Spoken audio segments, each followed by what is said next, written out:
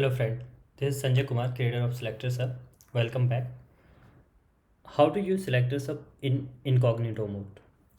Like after installation, if directly you will try to open in incognito mode, and if you will try to access SelectorsHub in incognito mode, you won't be able to. There is a small setting which you will have to do, and it's straightforward and very simple. There's uh, no science.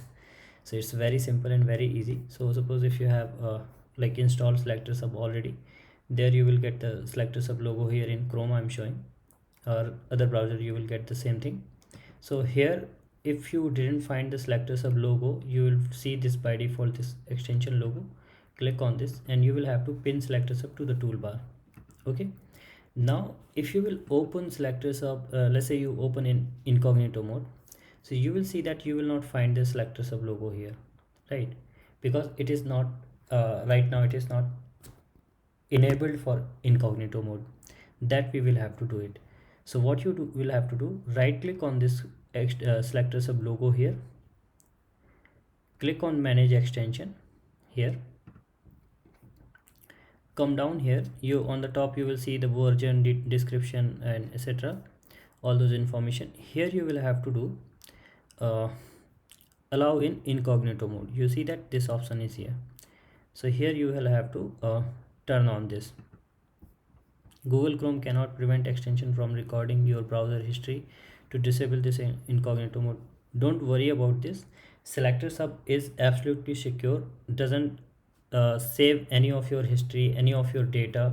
SelectorsHub runs only on your local. This you can, I have already declared in SelectorsHub website, as well as if you go to SelectorsHub extension page in the Chrome store, in under privacy practices, you will see the declaration.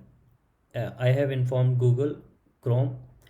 Same, you can see it here. The publisher has disclosed that it will not collect your user data, so it's 100% secure and safe. So don't worry about that. Just turn on this. Now let's go to the incognito mode.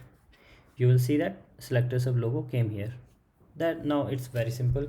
You just open any website, let's say test project website we open, and if you will try that SelectorsHub here, you will get all those options. And here if you open SelectorsHub, it will be working like a champ, and you get everything working here.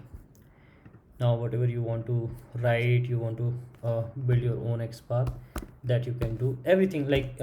It will work as a normal how it was working in normal Windows. Even if you close it and if you open again a new incognito window, it will open with SelectorsHub logo here. So it's very simple and straightforward. It's very easy. You can do it like in incognito mode. You can use SelectorsHub in incognito mode. Just the one setting is required, nothing else. Just you will have to turn on here.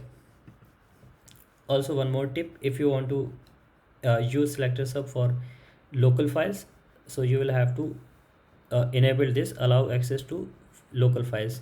Now you would be able to access local, you would be able to use SelectorsHub for local files as well. Without these settings, you won't be able to use SelectorsHub for incognito mode local files. So please enable these, and once you did this, like this is one time setting is required. Once you did this, after that you would be able to use it perfectly, and it's very simple. So I hope this will help you while using SelectorsHub in incognito mode for local files, etc. If you have any feedback, anything, let me know in the comment. Any feature you want me to explain in detail, feel free to let me know in the comment section. Please like, share this video so that it reaches to everyone. And also my humble request, please share SelectorsHub with the community, with everyone, as not everyone aware about this innovation, and this is really helpful in learning, in exploring about selectors, XPath, and learning about those basic concepts. With that, thank you so much, and please subscribe to the channel. I will be keep coming with such awesome videos. Thank you.